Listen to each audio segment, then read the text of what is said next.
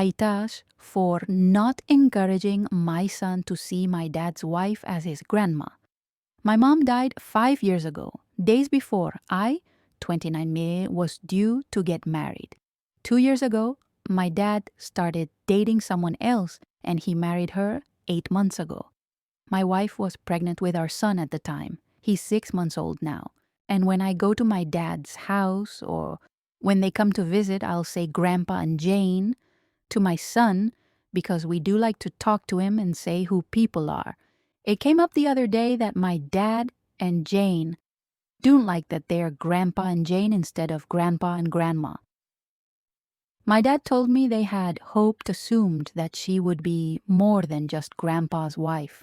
And he said by using her name only to my son, I am encouraging him not to see her as his grandmother, but instead as Grandpa's wife. He asked if that was intentional, and I said yes. I told him she's not my son's grandma, and I don't want to encourage him to see her that way.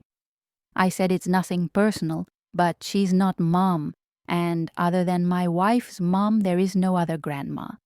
Jane's feelings were hurt by my stance because she has no children or grandchildren of her own, and apparently she imagined a much closer relationship to me and any future children of mine when she and Dad started dating. She said her wish was to become my mom, but to take on matriarchal role in the family and to become grandma to any grandkids.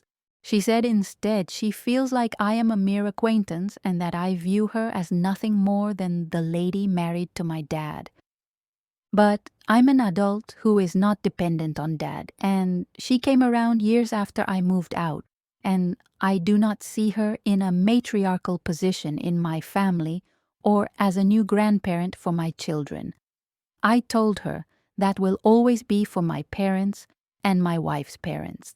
My dad and Jane told me I need to reconsider because it would be better for everyone if Jane can be a grandparent and she can be treated like a true member of the family and not just an in-law or someone there because of marriage alone.